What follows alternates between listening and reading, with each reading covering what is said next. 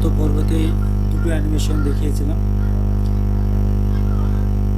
যেটা একদম সুন্দরভাবে এখানে নিজের ইমেজ এখানে পুরোটা কালার চেঞ্জ করতে পারবে। আজকে একটা দেখাবো অ্যানিমেশনটা। প্লাস এখানে ক্লিক করার পর দুই ভাগে বিভক্ত করে নেব, এখানে ফুল দিয়ে দেবো। প্লাস এখানে ক্লিক করব, ক্লিক করার পর এখানে সার্চ বাটনে লিখবো HTML। আবার এখানে এসে এটাকে বক্সে ছেড়ে দেবো। এখানে যে কোডটা কপি করেছে এই কোডটা এখানে পেস্ট করে দেবো,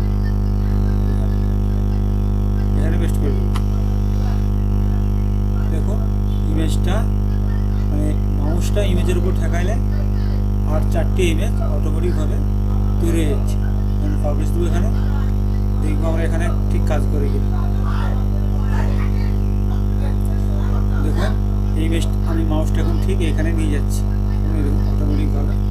এটাকে আপনি ছোটো বড়ো করতে পারেন, কত দূরে নিয়ে যেতে চান ইমেজটা সেটা আপনি করতে পারেন, কোনো অসুবিধা নেই।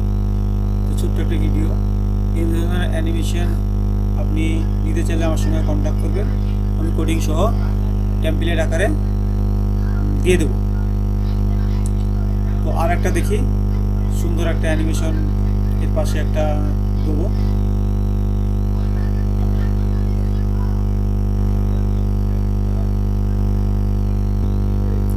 তো আরেকটা এখানে দিয়ে দেবো, এই যে কোডিংটা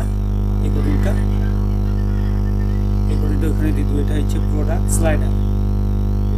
এখানে আগে দেখিয়ে নিন, এখানে এই যে প্রোডাক্ট স্লাইডার যেরকম এরকম আমি রিফ্রেশ দেবো, দেখুন এখানে নেই। আর এখানে প্লাস এখানে ক্লিক করবো, এখানে লিখবো HTML, এখানে এসে ছেড়ে দেবো। ছেড়ে দেওয়ার পর আমরা এখানে পেস্ট করব। দেখুন প্রোডাক্টটা আমাদের এখানে ঠিকঠাক চলে এসেছে। তারপর এখানে পাবলিশ দেবো, পাবলিশ দেওয়ার পর এখানে রিফ্রেশ দেবো। রিফ্রেশ দেওয়ার পর দেখুন আমাদের প্রোডাক্টটা ঠিক চলে এসেছে। এরকম প্রোডাক্ট স্লাইডার ইমেজ মাউস ধরলে ইমেজ যাবে, এরকম অ্যানিমেশন এরকম ধরনের কোডিং টেমপ্লেট চাইলে আমার সাথে কন্ট্যাক্ট করবে, আমি টেমপ্লেট আকারে দিয়ে দেবো। জাস্ট খালি উইজেট নিয়ে এখানে পেস্ট করা কাজ, আর আপনি যা চেঞ্জ করবেন সেটা আপনার উপরে ডিপেন্ড করে। তো এই একটা ছোট্ট ভিডিও ছিল, ভিডিওটি ভালো লাগলে লাইক শেয়ার করতে ভুলবেন না।